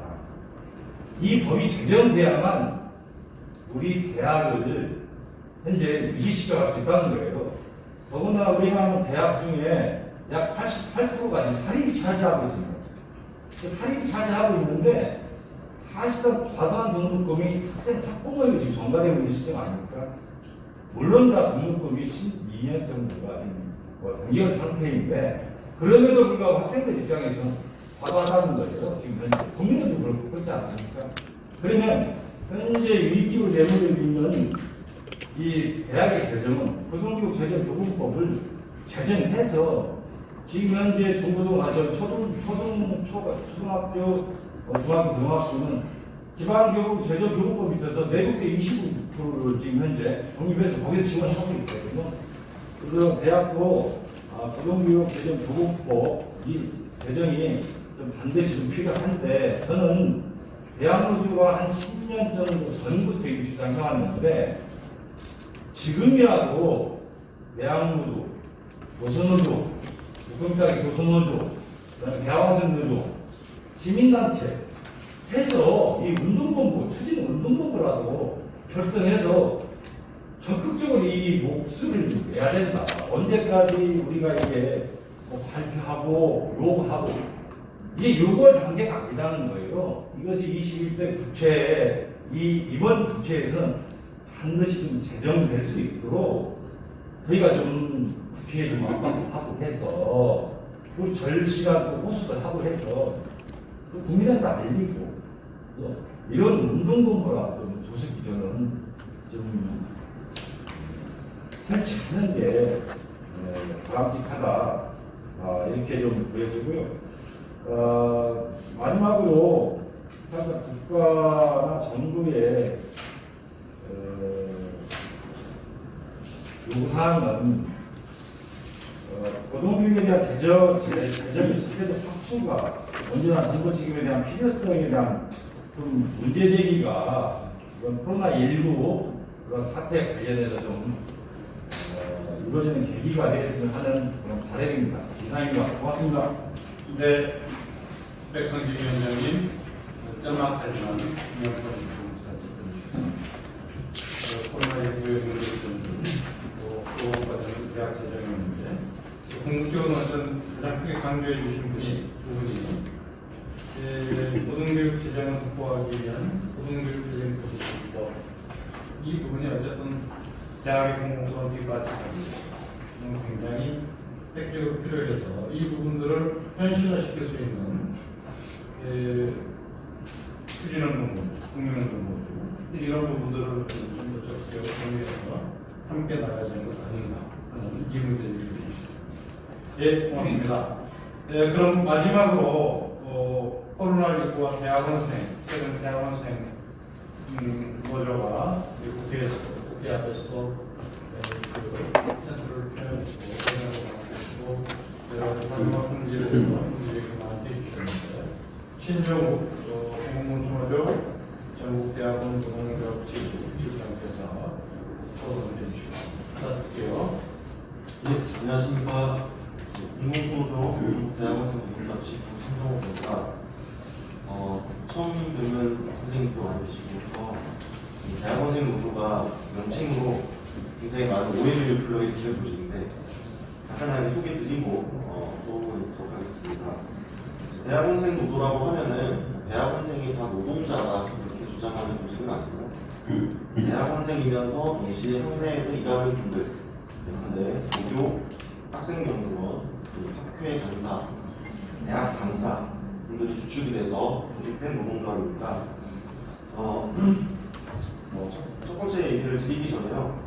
저희가 이제 대학원 재학 중일 때는 등록금을 내는 학생 입장에다가 등록금을 다 내고 수료를 하게 되면은 교육을 제공하는 공급자의 입장이기도 합니다. 그래서 이번에 코로나19로 인해서 학생들 사이에서 등록금 반환 목소리가 커졌을 때 내부에서 굉장히 심도 있는 토론들을 많이 했습니다. 우선은 이제 학생들이 왜 등록금 반환이라는 말을 하는지에 대한 이해는 충분히 했고 어느 정도 공감을 하면서도 반환 자체가 어떤 대안이 아니라 실질적인 대안이 뭐냐, 그거는 이제 앞에 많은 선생님들이 얘기 주셨던 것처럼 대학 공공성을 확충하는 방안이다, 고등교육 재정교부금법을 제정하는 거다라는 것에 대해서 내부적으로 좀 공감을 이룬 바가 있습니다. 그 관련해서 저희가 요즘에 이제 학부생들 강의들과 계속 소통을 하고 있는 부분이 내년도는 그럼 교육 투쟁 어떻게 할 거냐라고 했을 때 더 이상 등록금 반환 주장했을 때 실효가 없다. 등록금 반환에서 대학 공공성 확대로 논의 의제를 전환해야 된다라는 공감대를 조금씩 형성해갖고 하나의 조직적인 운동으로 만들어 보려고 시도를 하고 있습니다. 우선 이런 경과를 먼저 공유드립니다. 두 번째는요, 코로나가 이제 확산이 되고 비대면 강의가 막 이제 대학에서 정면화가 됐었는데요. 대학원생 인권침해 사례들이 계속 보고가 됩니다. 이게 이제 코로나가 불러온 어떤 추가 노동들이 있는 거죠. 방역 체크 업무라든지 아니면 원격 강의 보조라든지 이런 것들. 그런데 저희 대학원생 조교들이나 학생연구원들을 두고 칭한 별칭 같은 게 있죠. 예전에 김민석 작가가 나는 지방대 시간 강사다라는 책에서 표현했던 말인데 잠모하는 애라는 표현을 씁니다. 그러니까 실질적으로 일하는 사람이 아니라 그냥 잠모하는 애인 거죠. 이번에도 마찬가지 일들이 벌어졌을 때 건물마다 대학원생 조교를 배치해놓고 아니면 학부 교류 나와서들 배치해놓고 강연 업무 수여하는 거, 그리고 좀 심각한 경우가 있었어요. 기숙사 조교의 경우인데요. 기숙사 조교가 밤에 이제 강직을 서잖아요. 그러면 이제 기숙사 있는 학생 중에 한 명이 발열이 돼가지고 이 환자를 응급실로 이송을 해야 되는데 기숙사 조교보고 응급실로 데리고 가라 이렇게 교직원들이 지시를 했다고 하더라고요.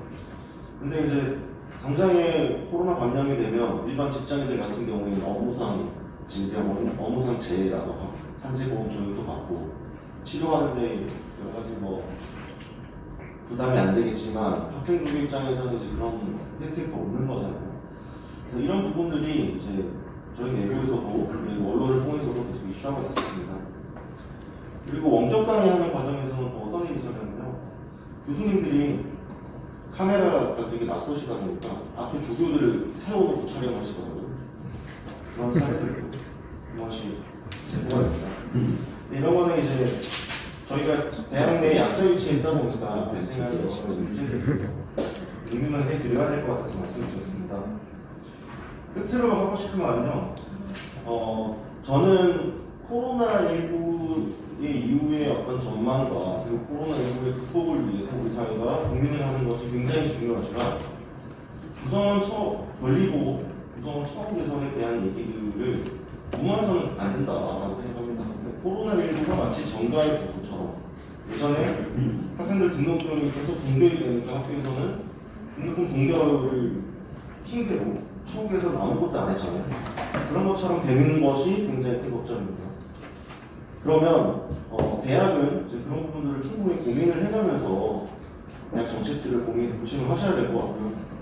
정부는 앞에서 말씀하셨던 것처럼 고등교육 재적용 교부분법 제정을 위해서 정말 실질적인 조치에 나서야 될 것 같습니다. 지금 저희가 이공계 쪽을 보니까요, 국가 R&D 예산이 매년 늘고 있어요. 2017년도에는 4조 4억이었다가 2018년도에 4조 7억, 2019년도에는 5조까지 올랐습니다. 이게 이 금액이 뭐냐면요, 대학이 맞는 국가 R&D 연구 과제비입니다. 그러니까 과제비는 계속 오르고 있는데 정작 그 과제를 수행하는 사람들에 대한 지원은 전혀 없습니다. 산학협력단 직원들 올해 초에 노동부 특별 근로감독 들어갔는데 전부 다 장시간 근무하고 있다라고 나왔어요. 감사합니다. 과제 수행하는 대학원생들도 마찬가지입니다. 저희 조합원들 중에는 프로젝트 7개를 하는 학생이 있었어요. 그러면 하루에 3시간씩밖에 못 자요.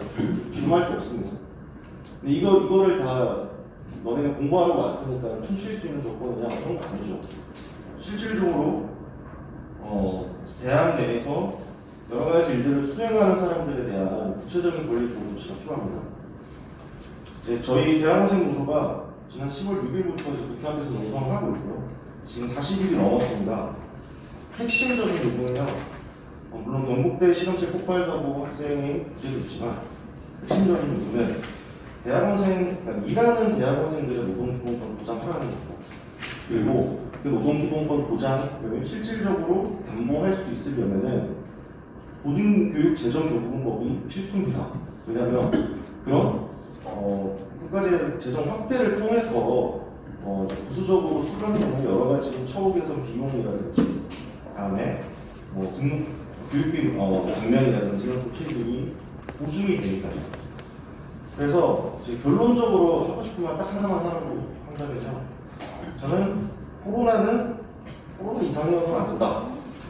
저는 대학 구성원 권리 반드시 꼼꼼하게 그리고 심도 있게 대학과 정부가 고민을 해야 된다고 생각합니다. 이상입니다.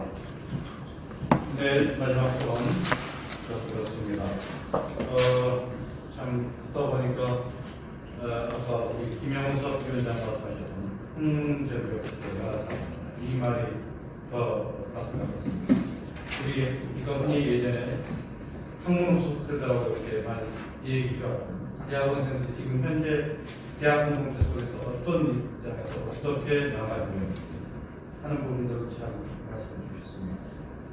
네, 그래서 사실 코로나19 그러면은 뭔가 코로나19로 뭐 미래교육, 새로운 기술 투자 뭐 이런 식으로 해서 플랫폼을 바꿔서 완벽하게 자본 중심 논리로 그냥 변화시켜버리는데 역시나 대학 관련 문제, 교육 관련 문제도 그게 아니다. 코로나19라는 것은 기존의 모습, 기존의 구조를 더욱더 극심화시키고 심각하게 그 속에서 살아가는 힘없는 사람들이 더욱더 직격되어서 이 사람들이 희생될 수 있겠다. 대학에서는 여기는 우리 대학에서 뭐 이제 이런 부분들이 있습니다.